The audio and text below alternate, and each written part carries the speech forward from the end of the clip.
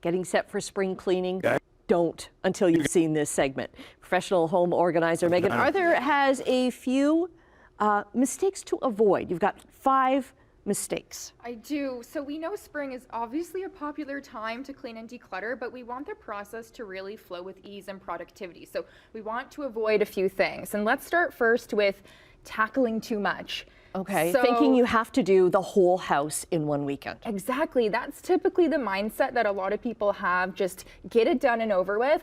But if you're actually cleaning properly and thoroughly and getting at those nitty-gritty spaces, it's going to take longer than one weekend. So I always say invest in a calendar. So here I have a large family calendar, which I like. I like actually writing things down. I think it gives your brain a visual cue that you actually are reminded to do something. And everybody sees it. That's right. Yeah. The whole family has to participate in this. You don't want the chores to fall into the same lap of the same person. And then I have a couple notepads here, which also work just as good, just to put some notes on. Daily planner, these are from HomeSense, so you know they're very versatile, they're very general. It's not like this is just for spring cleaning, you can use them after, but really putting a plan of action down is going to help you get the tasks done. Okay, so how do you schedule it then? Do you do like maybe like a general clean and then maybe one room is a really focused on a deep spring clean? Yes, I like room by room, deep clean, but if you don't finish it in that scheduled time, it's okay. It's not the end of the world, right? I think we put a lot of pressure on ourselves. We feel overwhelmed by it, so just take it day by day, put it into your calendar, and just weave it into your daily routine that you already have going. Okay, something else you should be weaving into your daily routine is kind of decluttering things. So that's what our next bit here is. Yes. Because you don't want to like just move stuff and clean around it, right? If you're not using it, find it a better home. Exactly. And when people think of spring cleaning, they actually think, well, it's just about cleaning. But it's not. You really want to perform a deep purge and declutter. There's no point in cleaning when there's things living in your home that shouldn't be, right? So again, an overwhelming task, but you want to go room by room and really evaluate your items. So are you using these items? Are they adding value to your life? Do you have duplicated items in the home that you forgot you purchased over the year or from season to season?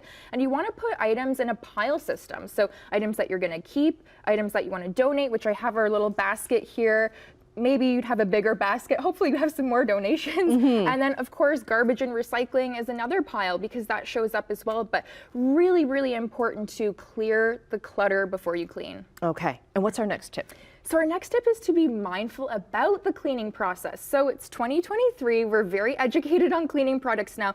We want to try and go for non-toxic cleaners. So I have one that I want to share with you today. So this is called One Cleaner by Elva's All Naturals, and this is actually made by a local Ontario family, and it is made of plants and herbs. So it's super safe for you, for your children, if you have pets, especially if you're cleaning in the kitchen around your food. You want to make sure you're not using toxic cleaners. And what I do really like about it is that it's multi-purpose, so it's good for all surfaces. So of course, as someone like super OCD and organized like me, it eliminates all the other bottles. Yeah, so makes more room in your space. Yeah, you're really simplifying that cleaning process, and it's good for the environment and for your health as well. Okay, we got about a minute 30 left. We want to talk about kind of the secret spaces to clean. Oh my gosh, so behind the microwave. Microwave, inside of the stove, the fridge, actually taking those appliances out of where they're located and cleaning underneath. We tend to forget about these. We actually tend to neglect them because they're tedious. It's a lot of work, but we want to take care of our appliances. We want to actually take care of our health, which means cleaning those spaces that we don't want to clean. Okay, and the order in which you clean is really important because this is so cute, little feather duster there,